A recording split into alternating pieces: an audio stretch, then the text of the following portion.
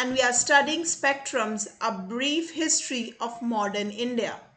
जिसमें हम हैं हमारे chapter number 7 पर, and this video is going to be the part 2 of the chapter number 7, which is the revolt of 1857. हमने हमारे पिछले वीडियो जो कि पार्ट 1 था में देखा कि क्या थे डिफरेंट कॉजेज जिसकी वजह से रिवोल्ट 1857 में भड़का. व्हाट वर द बैकग्राउंड्स जिसकी वजह से इवेंचुअली चीज़ें बिल्डअप होती गई और 1857 में एक रिवोल्ट का रूप ले लेती हैं. In today's class we are going to understand कि वो स्पार्क तो we know that was grease cartridges और कैसे सिपॉय म्यूटिनी टूटती है. बट आज हम जानेंगे कि क्या था वो कोर्स ऑफ द रिवोल्ट, क्या थे different location and centres revolt के भारत भर में, किन लोगों ने उसे लीड किया and how it was finally suppressed by the Britishers. Let's learn about it. So, the revolt of 1857 starts at Meerut. Meerut कहाँ पर है? Basically it's like 58 kilometres from Delhi. Okay, ये शुरू होता है 10 मई 1857 को और हम देखते हैं कि कुछ वक्त नहीं लगता है, very rapidly it's going to spread. पूरे भारत भर में ये फैल जाएगा. पंजाब से लेके नॉर्थ में, नर्मदा से लेके बिहार तक, राजपुताना में, वेस्टर्न इंडिया में, हर जगह 1857 का रिवोल्ट फैल जाएगा. लेकिन जो मेन इंसिडेंट है, जो स्पार्क है, वो मीरठ में होता है. But we have to understand that कि इससे पहले भी म्यूटिनीज हो रही थी as we have already studied. लेकिन जो ये इंसिडेंट्स अगर हम कहें ये भारत भर में हो रहे थे मीरठ से भी पहले. So let's just have a quick brief understanding कि कहाँ क्या हो रहा था. तो अगर हम बात करें बंगाल की और specifically if you are talking about Berhampore, वहाँ पर जो आर्मी थी, जो ट्रूप्स थी, उसमें जो था 19th नेटिव इन्फेंट्री, उन्होंने रिफ्यूज़ कर दिया कि जो नई राइफल इंट्रोड्यूस की गई है एनफील्ड राइफल, ये हम यूज़ नहीं करेंगे. And we know why, because it was a rumour कि काउ फैट और पिग फैट से वो ग्रीस बनाई गई है, जिसकी वजह से ये मना कर देंगे और एक म्यूटिनी ब्रोकआउट हो जाएगी फरवरी के महीने में. लेकिन इवेंचुअली हम देखते हैं कि ये पूरी जो इन्फेंट्री होगी 19 नेटिव इन्फेंट्री उन्हें डिसबैंड कर दिया जाएगा, उन्हें निकाल दिया जाएगा मार्च 1857 में.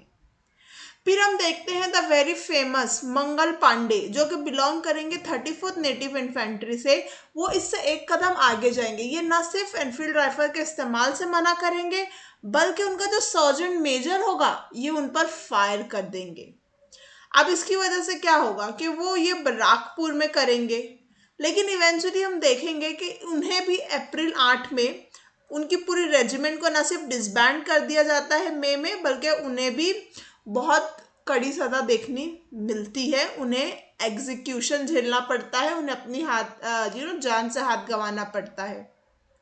फिर हम देखते हैं एक और इंसिडेंट होगा 7th अवध रेजिमेंट में. वो भी अपने ऑफिसर्स को डिफाई करेंगे, मना करेंगे that we are not going to use this new rifle that has been introduce. But उन्हें भी सिमिलर फेट का सामना करना पड़ेगा, उन्हें भी डिसबैंडमेंट और एग्जीक्यूशन दोनों से झेलना पड़ेगा. इन सभी डिफरेंट इंसिडेंट्स के बाद हम देखते हैं कि फाइनली एक एक्सप्लोजन होगा मीरठ में, जो कि हम कहते हैं कि the revolt began at Meerut. क्यों? हम देखेंगे कि अप्रैल 24 में 90 मैन, 90 मैन जो बिलोंग करेंगे 3rd नेटिव कैवलरी से, वो रिफ्यूज़ कर देंगे कि हम ये ग्रीस कार्ट्रिजेस, ये कारतूस इस्तेमाल नहीं करेंगे. और हम देखते हैं मई आते आते उनमें से 85 जो आर्मी मैन होंगे उन्हें डिसमिस कर दिया जाएगा. 10 साल की कैद सुनाई जाएगी और उन्हें बंदी बना दिया जाएगा, उन्हें फेटर्स में डाल दिया जाएगा, बेड़ियां पहना दी जाएंगी. अब इसकी वजह से वो चिंगारी भड़केगी एंड दिस स्पार्क्ड ऑफ, जो एक म्यूटिनी थी सारे सिपॉइज में, वो टूट पड़ेगी. और हम देखते हैं कि जो इंडिया में इंडियन जो सोल्जर्स थे मीरठ पर स्टेशन थे, वो सब इसके खिलाफ आवाज़ उठाएंगे. दूसरे ही दिन हमें देखने को मिलता है कि इन्हें जिन्हें कैद किया गया था उन्हें उनके साथी, उनके कमराड्स आज़ाद करवा देते हैं. न सिर्फ आज़ाद करवाते हैं बल्कि वहाँ के ऑफिसर्स की हत्या कर देते हैं और वो लहराएंगे बैनर रिवोल्ट का, रिवोल्ट ऑफ 1857 का जो झंडा होगा, जो बैनर होगा, वो लहराएंगे और वो निकल पड़ेंगे दिल्ली के लिए, दिल्ली के लिए। But why Delhi? Because we know that Delhi जो है हमेशा से सेंटर रहा है इंडियन पॉलिटिक्स का, right from medieval India, ancient India में भी हमें दिल्ली देखने को मिलता है। सो ये एक तरीके का सिंबॉलिक पॉलिटिकल यूनिटी दिखाने की कोशिश की जाएगी। और इसी में एक और स्टेप लिया जाएगा जो कि होगा, बहादुर शाह जफर को अपना सिंबॉलिक हेड घोषित किया जाएगा। बहादुर शाह जफर कौन है? ये एक लेटर मुगल है, राइट। और यहाँ पर इन्हें चूज करने का क्या रीजन है, दैट विल सी अहेड। ठीक है, अब जो दिल्ली है वहां पे की भी जो लोकल इन्फेंट्री है, जब मेरठ से लोग दिल्ली पहुंचेंगे तो दिल्ली के भी जो ट्रूप्स होंगे वो भी उनका साथ देंगे, और वो अपने ही यूरोपियन ऑफिसर्स को दिल्ली वाले भी मार देंगे, जो कि होंगे साइमन फ्रेजर।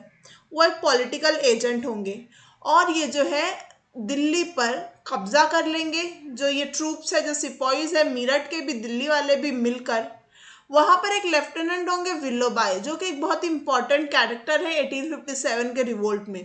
वो वहां के इंचार्ज होंगे। कहाँ के? We are talking about Delhi.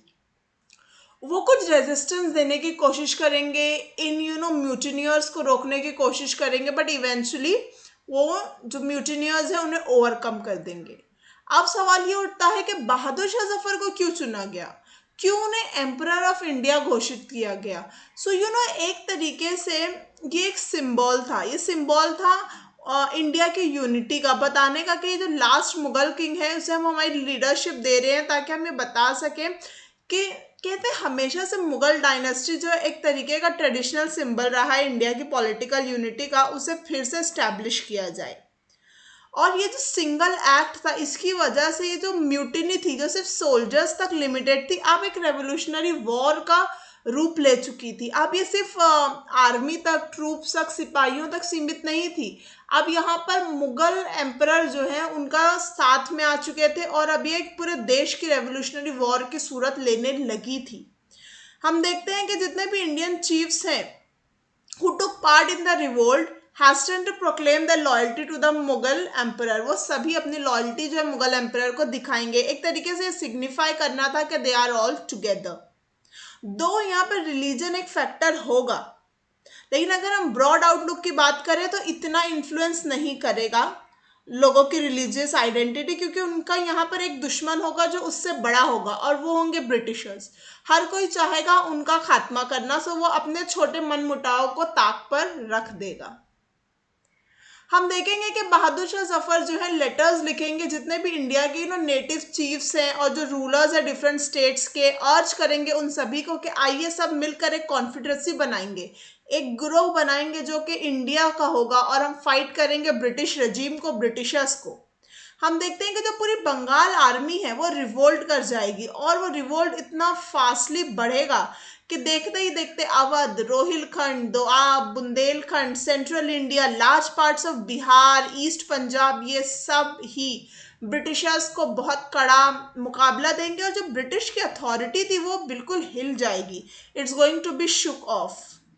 ये तो हो गया रोल ऑफ द सेपॉइज का। सेपॉइज म्यूटिनी करेंगे, then Bahadur Shah Zafar is going to be with them. Then हम देखेंगे कि इंडिया के जो डिफरेंट रूलर्स हैं वो भी साथ में आ जाएंगे। बट उसके बाद जो सबसे ज्यादा तादाद में जुड़ेंगे वो होंगे हमारे सिविलियंस, हमारे आम शहरी। वो कैसे आएंगे यहाँ पर? हम देखेंगे कि जो ये सिपॉइज कंपनी करेंगे रिबेलियन को, उसमें सिविल पॉपुलेशन उनका बहुत ज्यादा साथ देगी, और सबसे ज्यादा लोग जुड़ेंगे नॉर्थ वेस्टर्न प्रोविंसेस से, अवध से। हम देखते हैं कि अवध को मिसमैनेजमेंट के नाम पर कैसे अनेक्स कर दिया गया था, वहां के लोग कितने नाराज थे, और ये पूरा मास जो है लोगों का ब्रिटिश के खिलाफ अपोजिशन में जुड़ जाएगा।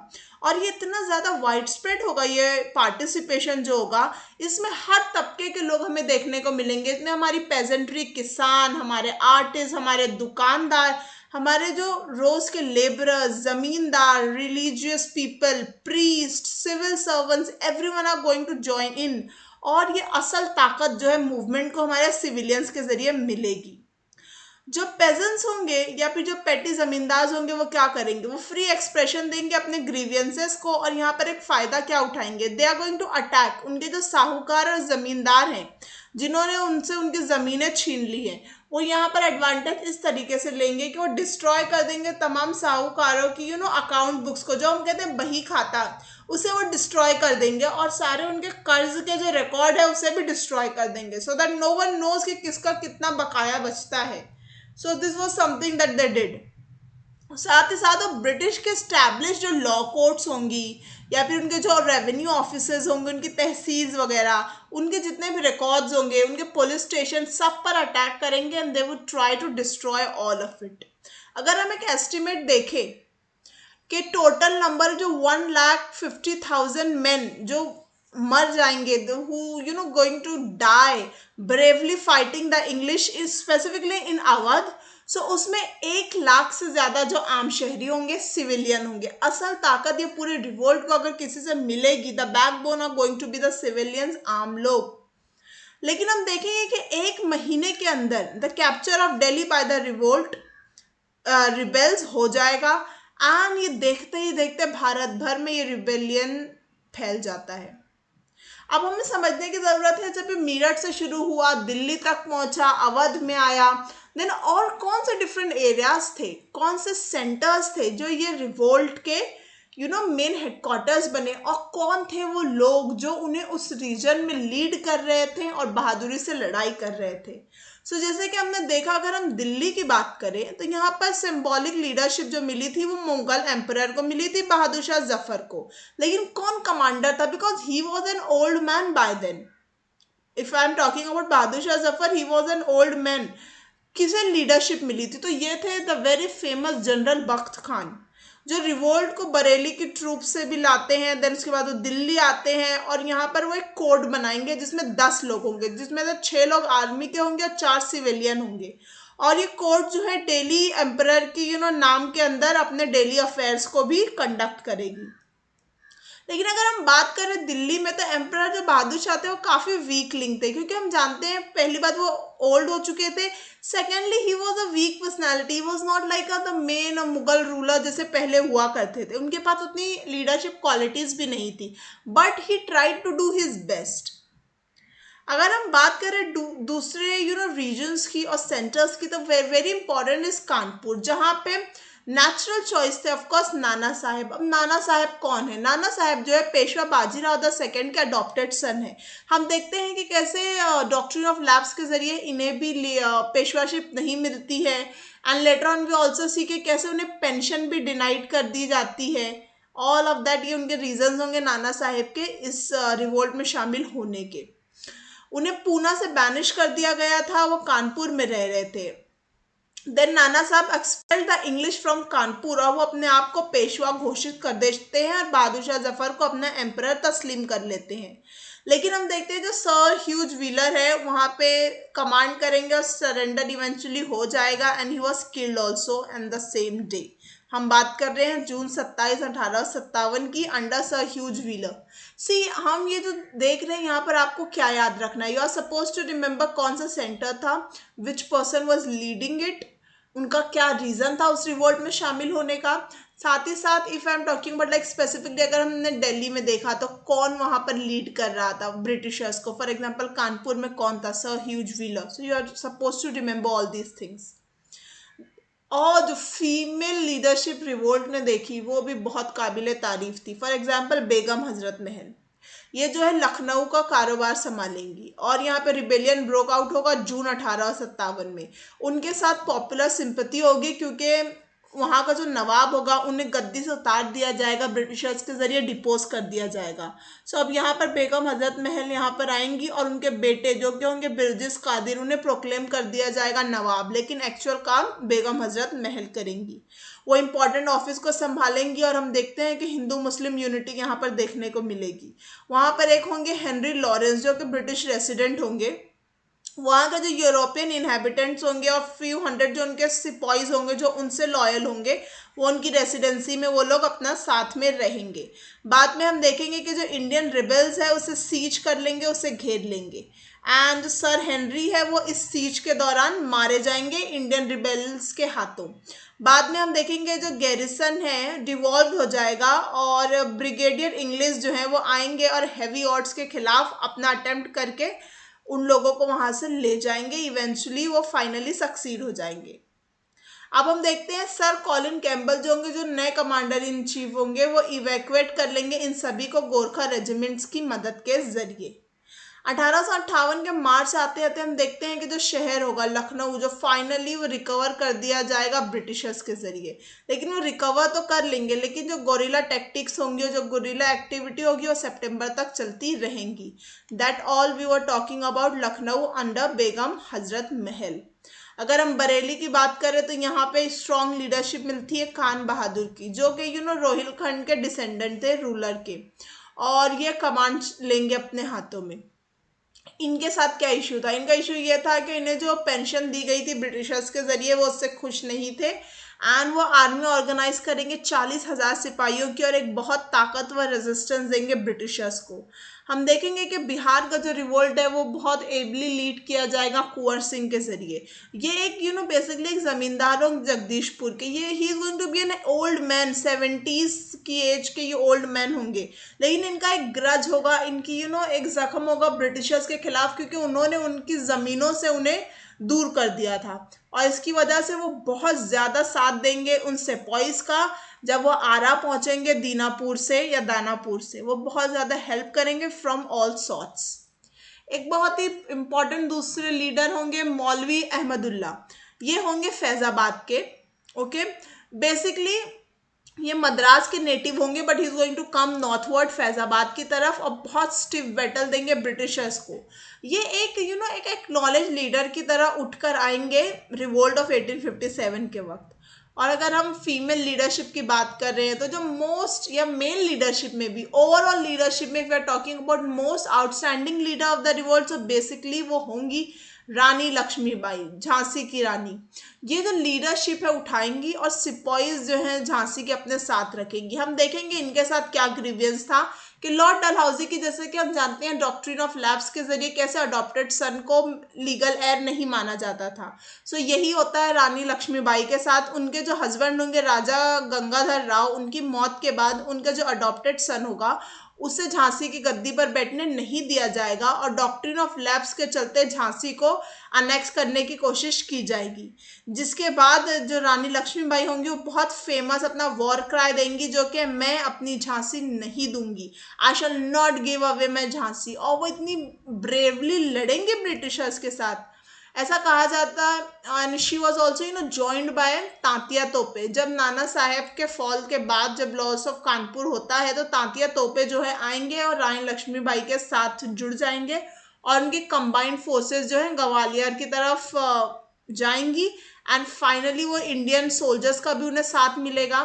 लेकिन हम देखेंगे जो शिंद्याज होंगे लोकल रूलर वहाँ के, वो ब्रिटिशर्स का साथ दे देंगे, इंग्लिश का साथ दे देंगे, एंड इवेंचुअली जो रानी लक्ष्मीबाई होंगी वो बैटल फील्ड पर ब्रेवली लड़ते हुए अपनी जान गंवा देंगी।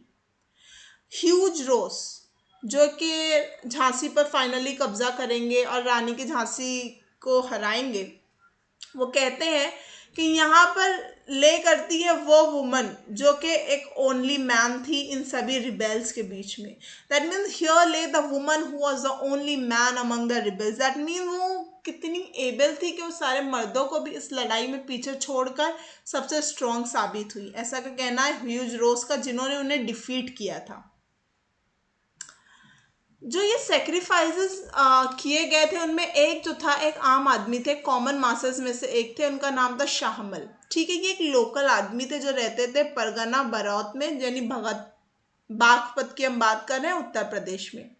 ये क्या करेंगे, ये जो है 84 गांव, 84 जो विलेजेस है आसपास के, उन सभी के लोगों को रात रात में जाकर उन्हें राजी करेंगे कि ब्रिटिशर्स के खिलाफ इस रिवोल्ट में इंडिया का साथ दें। और उनकी इस काम को स्पेसिफिकली कहा जाता है 84 देश, क्योंकि वो 84 विलेजेस के पास जाएंगे।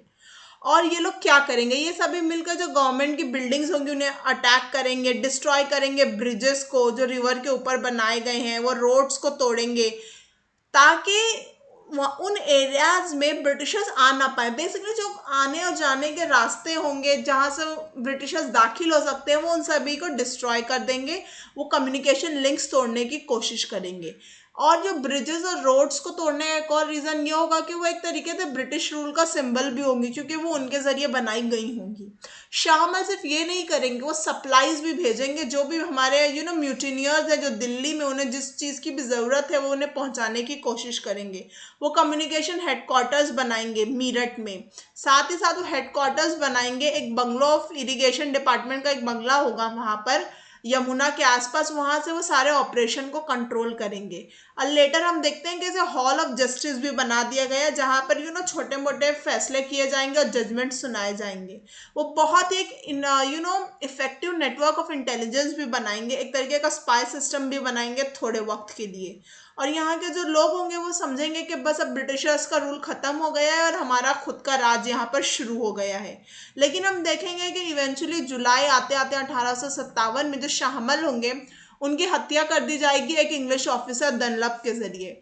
और ऐसा कहा जाता है कि उनकी बॉडी को इतनी बुरी तरीके से डिफरेंट पीसेस में कट किया गया और उनके जो हेड था उसे डिस्प्ले किया गया चौराहे पर जुलाई 21 1857 में, जस्ट इसलिए कि लोग टेरिफाई हो जाएं और समझ जाएं कि जो भी ब्रिटिशर्स के खिलाफ आवाज उठाएगा उनके साथ ये हाल किया जाएगा। लेकिन हम देखते हैं कि उनकी मौत के 1 साल बाद तक वहां के जो रिबेल्स होंगे वो कैरी ऑन करेंगे अपने स्ट्रगल इन सभी मुश्किलात के बावजूद। लेकिन हम जानते हैं कि 1857 का जो रिवोल्ट है वो रेवोल्यूशन नहीं बन पाया था, उसे सप्रेस कर दिया गया था ब्रिटिशर्स के जरिए, उसे दबा दिया गया था। हम देखते हैं कि जो ब्रिटिश है वो इवेंचुअली दिल्ली को कैप्चर कर लेंगे सितंबर के महीने में 1857 में ही। और बहुत लंबी और इस बिटर फाइटिंग के बाद eventually they would have the control. हम देखेंगे जॉन निकलसन होंगे, उनके जो लीडर होंगे इस सीज के दिल्ली को लेने में, वो बहुत बुरी तरीके से जख्मी होंगे and later on he is going to die. लेकिन अगर हम बात करें हमारे सिंबॉलिक लीडर की, if you are talking about the emperor of India Bahadur Shah Zafar, उन्हें एक बंदी बना लिया जाएगा और सबसे बुरा जो उनके बेटों के साथ किया जाएगा, जितने भी रॉयल प्रिंस होंगे मुगल डायनेस्टी के उन सभी को बुचर किया जाएगा। बुचर मतलब उन्हें बुरी तरीके से काटा जाएगा like any cattle on the spot Bahadur Shah Zafar के सामने। और उन्हें पब्लिकली पॉइंट ब्लैंक रेंज पर lieutenant Hudson, remember this name, lieutenant Hudson खुद उन्हें मार देंगे। एंड जो एम्परर है बहादुर शाह जफर, उन्हें रंगून दैट इज बर्मा भेज दिया जाएगा, उन्हें वहां पर एग्जाइल कर दिया जाएगा, वहीं पर eventually he is going to die also 1862 में। जो ग्रेट हाउस ऑफ मुगल था फाइनली और कंप्लीटली एक्सटिंग्विश हो गया ब्रिटिशर्स के इस काम के जरिए। जितने भी रिबेलियन करने वाले होंगे, जितने भी रिबेल होंगे, उन्हें बहुत बुरी तरीके से ब्रिटिशर्स एंड करेंगे ताकि जो दूसरे भी हैं वो डर के टेरिफाई होकर आगे ना आए। हम देखेंगे जो दिल्ली के रहवासी होंगे उनके साथ भी जब फॉल ऑफ दिल्ली के बाद इतना बुरा ट्रीटमेंट किया जाएगा और रिवोल्ट स्लोली स्लोली डिसअपियर होता चला जाएगा और जो ग्रेट लीडर्स थे एक के बाद एक वो गिर जाएंगे। फॉर एग्जाम्पल अगर हम कानपुर की बात करें और रिकवरी और लखनऊ की बात करें तो ये मिलिट्री ऑपरेशन के जरिए होता है। सर कॉलिन कैम्बेल जो है वो कानपुर को ऑक्यूपाई कर लेंगे दिसंबर के महीने में, नाना साहब को डिफीट कर दिया जाएगा कानपुर में और हम ऐसा कहा जाता है कि वो स्केप कर जाएंगे नेपाल में और उसके बाद उनके बारे में कोई खबर नहीं है। उनके जो बहुत क्लोज एसोसिएट होंगे तांतिया तोपे, वो जो जंगल्स ऑफ सेंट्रल इंडिया में चले जाएंगे, बट इवेंचुअली उन्हें वहां पर कैप्चर कर लिया जाएगा और उन्हें कत्ल कर दिया जाएगा। अगर हम रानी ऑफ झांसी की बात करें तो she is going to die bravely fighting on the battlefield, वो जंग के मैदान में ही जून 1858 में अपनी जान खो देंगी। एंड उसके बाद झांसी को कैप्चर कर लिया जाएगा सर ह्यूज रोज के जरिए। 1859 में हम देखेंगे कुंवर सिंह, जनरल बख्श खान, खान बहादुर ऑफ बरेली, राव साहेब, मौलवी अहमदुल्ला, इन सब का भी खात्मा जब तक हो चुका है। अगर हम बात करें बेगम ऑफ अवध की तो उन्हें भी नेपाल भाग जाना पड़ा था, हाइड करना पड़ गया था to get away from the tyranny that Britishers सारे रिबेल्स पर कर रहे थे। हम देखेंगे बनारस में एक रिबेलियन ऑर्गेनाइज किया जाएगा जिसे बहुत ही बुरी तरीके से मर्सिलेसली सप्रेस कर दिया जाएगा कर्नल नील के जरिए और जितने भी सस्पेक्ट होंगे उस रिबेलियन के उन सभी को मौत के घाट उतार दिया जाएगा और जितने भी सिपॉइज होंगे उन्हें भी इसका सामना करना पड़ेगा। हम देखेंगे कि 1859 के अंत तक जब ब्रिटिश की अथॉरिटी होगी इंडिया पर, वो रीस्टैब्लिश हो जाएगी। 1857 में रिवोल्ट शुरू होगा, लेकिन बाय द टाइम 1859 वो रीस्टैब्लिश कर लेंगे, रिकॉन्कर कर लेंगे, रिकैप्चर कर लेंगे। और जो ब्रिटिश की गवर्नमेंट है वो बहुत ज़्यादा उन्हें पोर आउट करना पड़ेगा उनके लोगों को, सप्लाईज ऑफ मेन, मनी, साथ ही साथ हथियार इस कंट्री में, ताकि अगर फिर ऐसा कुछ हो तो बहुत इजीली इसे सप्रेस कर पाए। तो हमने देख लिया कि क्या थे कॉजेज, हमने देख लिया what was the course of the revolt, लेकिन हमें पता है उसका रिजल्ट क्या होगा। We failed, the revolt of 1857 failed.